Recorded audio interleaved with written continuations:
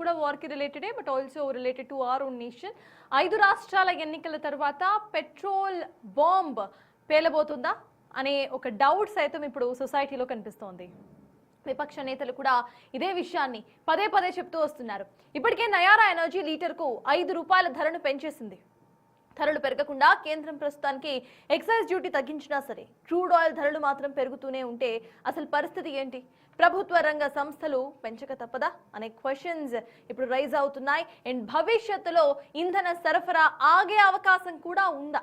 ఒకప్పుడు డిస్కౌంట్ రేటుకు కొన్న రష్యా ఆయిల్ను ఇప్పుడు అధిక ధరకు అసలు ఎందుకు కొంటున్నాయి అనే క్వశ్చన్స్ రేస్ అవుతున్నాయి. సో దీని గురించి మాట్లాడదాం.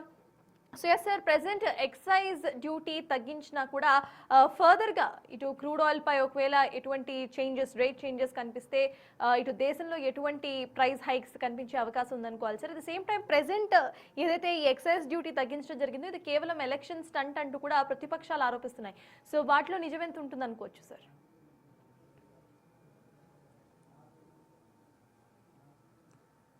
లాస్ట్ 10 ఏళ్ళు చూస్తే క్లియర్గా అసెంబ్లీ ఎన్నికల డేట్లను ఈ పెట్రోల్ ఛార్జెస్ను మీరు మ్యాపింగ్ చేయండి, గ్రాఫ్ గీయండి, క్లియర్గా కొరిలేషన్ కనబడుతుంది కదా. మీకు 2021 బెంగాల్ ఎన్నికలప్పుడు కొన్ని నెలల పాటు పెట్రోల్ ధరలు పెరగలేదు. మీకు యూపీ ఎన్నికల అప్పుడు మీకు 2017లో, 2022లో యూపీ ఎన్నికలప్పుడు పెరగలేదు. సో పార్లమెంట్ ఎన్నికలప్పుడు పెరగలేదు. ఎప్పుడు కీలకమైన అసెంబ్లీ ఎన్నికలు వచ్చినా, పార్లమెంట్ ఎన్నికలు వచ్చినా నెలల తరబడి పెట్రోల్ డీజిల్ పెరగదు. కానీ మీకు నాకు ఇప్పటి గుర్తు, లాస్ట్ టైం బెంగాల్ ఎన్నికలు 2021లో ఎన్నికలకు 3-4 నెలల వరకు పెంచలేదు. బీజేపీ పెద్ద ఎత్తున ప్రచారం చేసింది, చూడండి అంతర్జాతీయ మార్కెట్లో పెరిగినా మేము పెంచడం లేదు అని. సరిగ్గా ఎలక్షన్స్ అయిపోయినాయి, కౌంటింగ్ జరుగుతున్నప్పుడే పెంచేశారు భారీగా. ఇంకా రిజల్ట్ దాకా కూడా ఆగలే, కౌంటింగ్ జరుగుతున్నప్పుడే పెంచారు.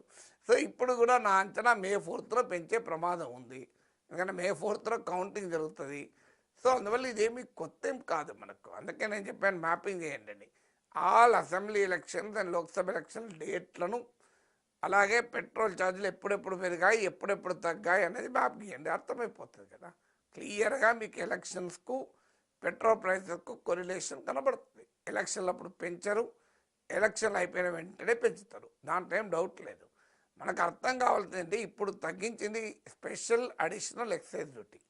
అంటే ముడి చమురు ధరలు బాగా తక్కువ ఉన్నప్పుడు ఆ బెనిఫిట్ కన్జ్యూమర్కు పాస్ ఆన్ చేయకుండా ఆ బెనిఫిట్ అదనంగా పన్నులు వేసి కేంద్ర ప్రభుత్వం తీసేసుకుంది.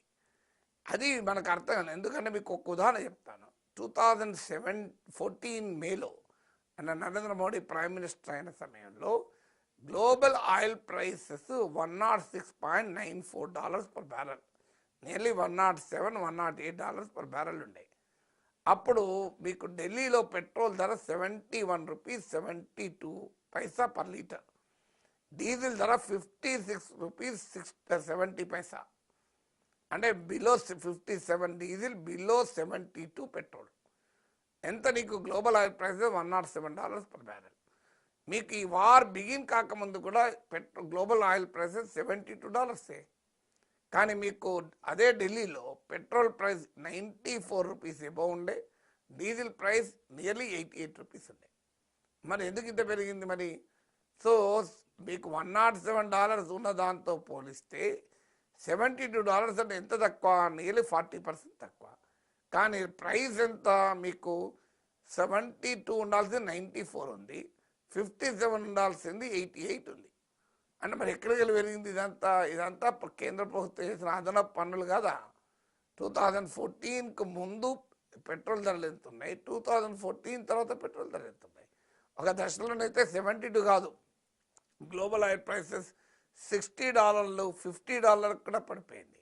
కోవిడ్ టైంలో అయితే $25 కూడా పడిపోయింది. ఇది కాక రష్యన్ ఆయిల్ చీప్గా మన దేశం కొనుక్కోగలిగింది.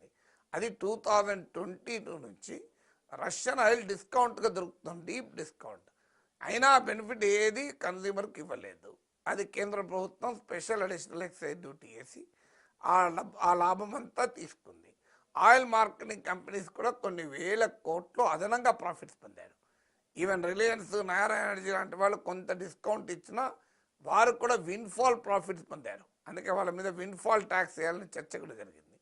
సో ఇప్పుడు ఆటోమేటిక్గా అసెంబ్లీ ఎన్నికలు ఉన్నాయి కనుక మీరు already oil marketing companies global oil price తక్కువ ఉన్నప్పుడు బాగా సంపాదించుకున్న రిజర్వ్స్ ఉన్నాయి.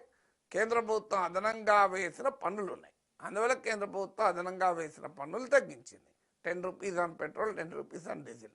మీకు హర్దీప్ సింగ్ పూరి చెప్పాడు, ఇప్పటికీ కూడా ఇప్పుడున్న గ్లోబల్ క్రూడ్ ఆయిల్ ప్రైసెస్తో పెట్రోల్ పైన oil marketing company 24 rupees per litre loss అవుతుంది, డీజిల్ పైన 30 రూపీస్ పర్ లీటర్ లాస్ అవుతుందని. అందులో 10 రూపీస్ భారం కేంద్రం తీసుకుంది అని చెప్పారు. భారం కాదు, అంతకుముందు బాగా సంపాదించారు కనుక అందులో కాస్త ఇప్పుడు షేర్ చేసుకున్నారు. అందుకే మీరు చూడండి, మనకు 10 రూపీస్ లీటర్ పెట్రోల్ పైన డీజిల్ పైన తగ్గినా స్పెషల్ అడిషనల్ ఎక్సైజ్ మనకేమి ధరలు తగ్గలేదు కదా. అంటే అర్థం ఏంటి, ఒకవేళ మీకు ఎలక్షన్లు అయిపోయినాక మళ్ళీ ప్రభుత్వం ఈ ట్యాక్స్ వేసి డబ్బులు లాగచ్చు, లేదనుకుంటే ఇప్పుడు ఉన్నదానికన్నా ఇంకా పెరిగింది అనుకోండి. గ్లోబల్ ఆయిల్ ప్రైసెస్ ఎంత పెరుగుతుంది అంటే ఈ వార్ మరింత భీకరంగా మారితే $200 పర్ బ్యారెల్ కూడా చేరుతుందని ఇరాన్ హెచ్చరించింది. $150 వరకు కూడా చేరవచ్చన్న హెచ్చరికలు జారీ అవుతున్నాయి.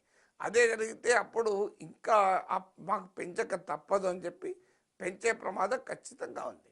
అందువల్ల మన దేశంలో జమిలీ ఎన్నికలు జరిగితే ధరలు 5 ఏళ్ల పాటు పెరిగే ఉంటాయి. కనీసం ఇప్పుడు 2 ఏళ్ళకోసారి, ఏడాదికోసారి ఏదో ఒక ఎన్నిక రావడం వల్ల కాస్త ప్రజలకు ఇంత ఉపశమనం లభిస్తుంది. సార్ నెక్స్ట్ టాపిక్ చూద్దాము. ఇది తెలంగాణకు సంబంధించి